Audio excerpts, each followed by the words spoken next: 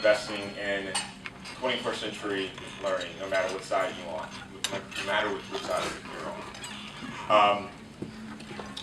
And you know, to that, it's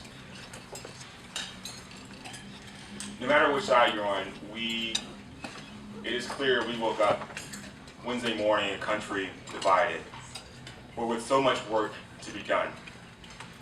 I'm sure you are still processing. Today we highlight you.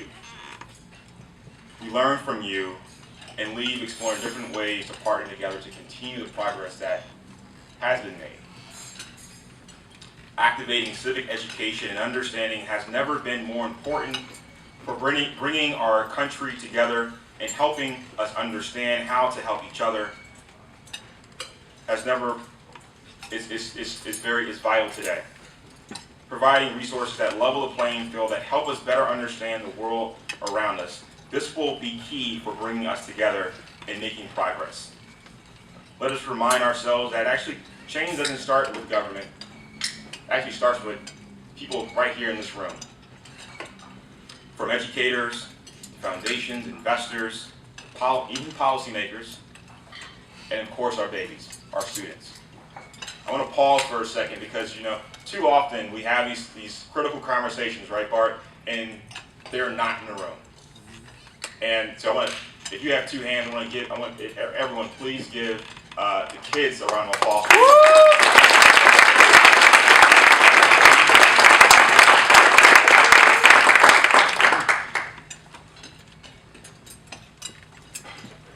So today we are,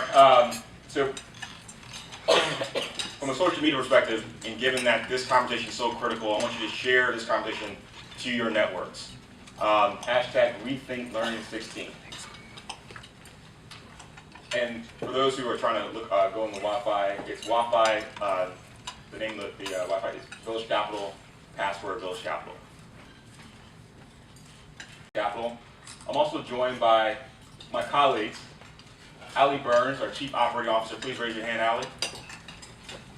Rachel Schwartz, Associate at Village Capital. Heather Strand, Global Manager at Village Capital.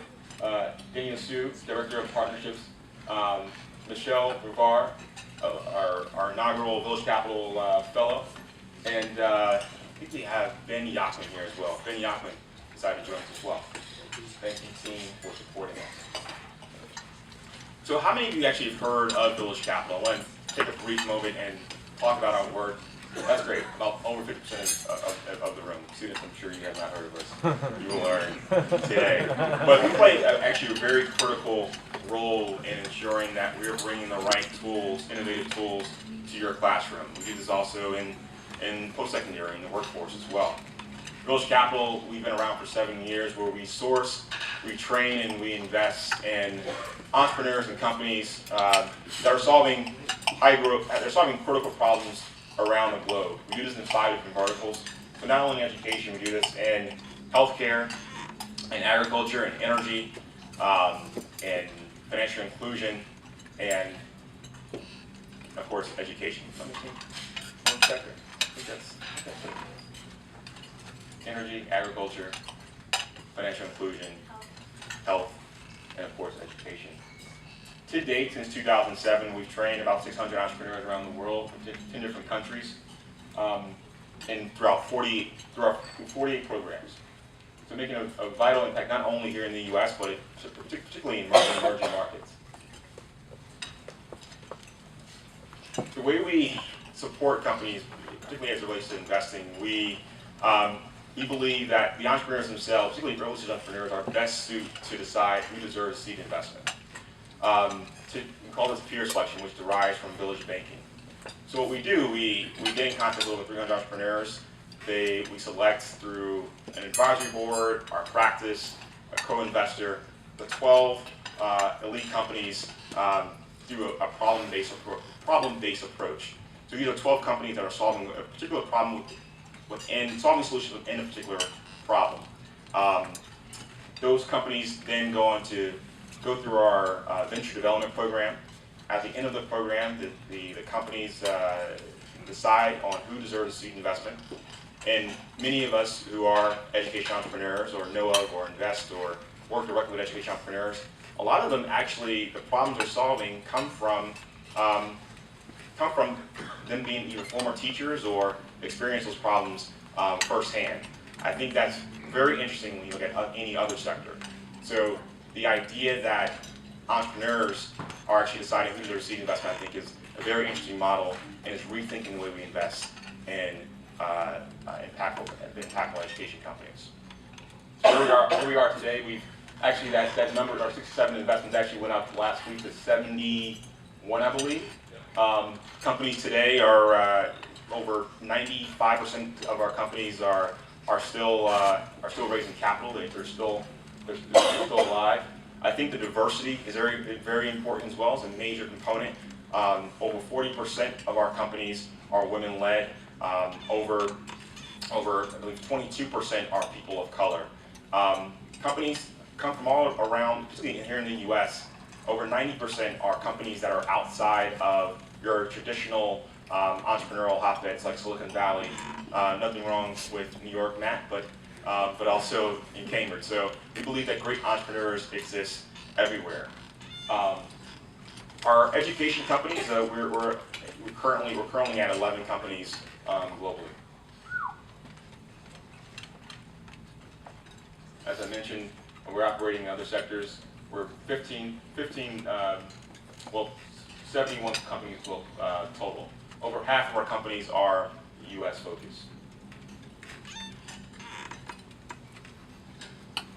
Here in the U.S., we've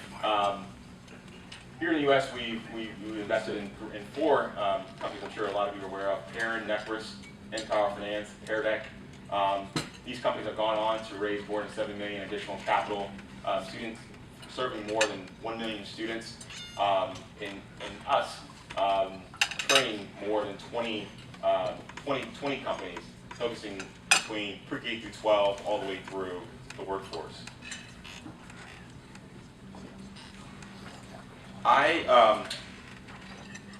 This conversation will not be possible without the support of an amazing foundation that's just getting off the ground. So please join me in giving a round of applause for Amy Valentine, the Executive Director of the Foundation for Online and Blended Learning. Thank you so much, Amy.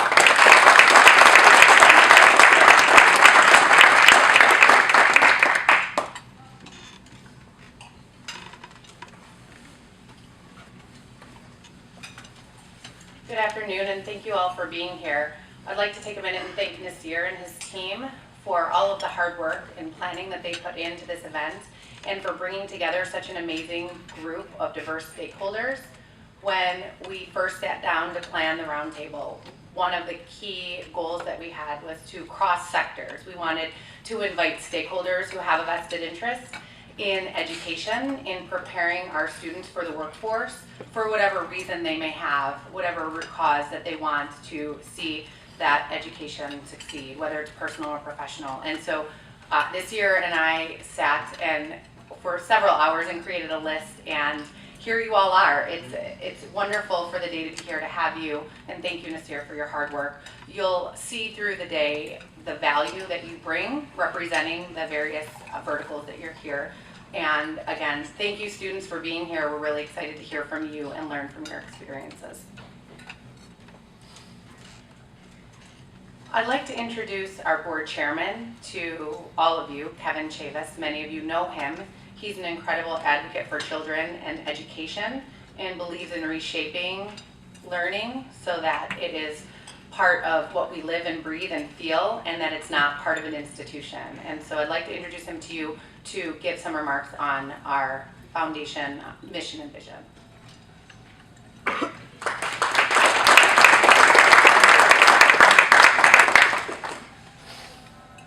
Thanks so much, Amy. I'm going to talk for the next hour and a half. Good afternoon, everyone. Good afternoon. You know, as Nasir said, the sun came up on Wednesday morning, and I've been inundated with calls from around the country and emails. And I can tell you right now that I am more hopeful than ever before, believe it or not. If you really think about it, to me, and this is why this gathering is so important, education is the most important issue this country faces.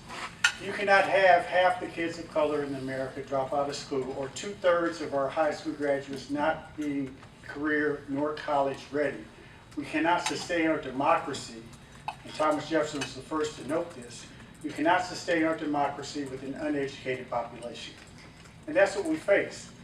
And for that demographic, that large demographic that all the cable experts are talking about that supported our president-elect, they do share the same challenges that most Americans share in terms of the educational shortfalls that we all face. And what better way to bring the country together than to stand up and build a learning culture that all can embrace with an eye toward the future, which is something that this president, and indeed all of us, should endorse.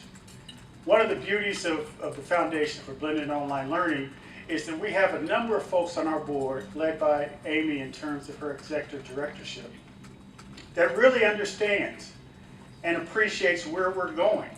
And this whole brave new world of education reform is not the brick and mortar, stand and deliver teacher type of approach that we all grew up under.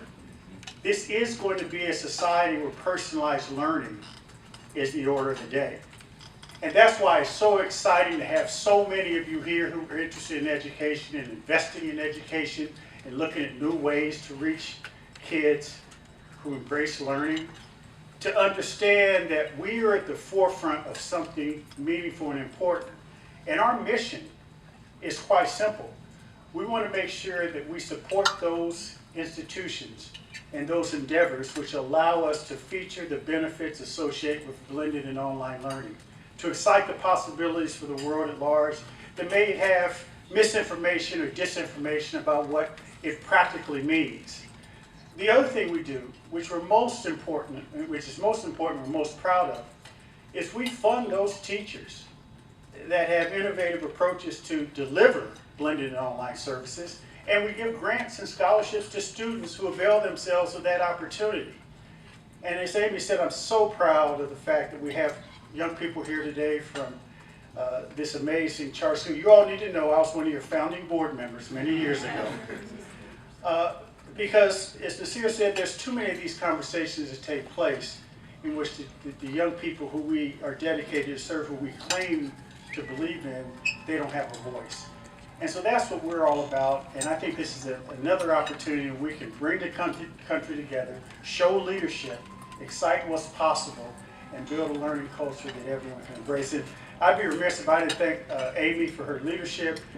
We have Mary Gifford here, who's one of our board members, and then our folks from K-12 who helped provide some of the seed funding to get us going. Stuart Udall, is Nate still here? Nate, you all raise your hand. Give them a hand for their visit. And you all got a break. I cut it down to from the hour and a half that I was going to speak, so thank you all very much.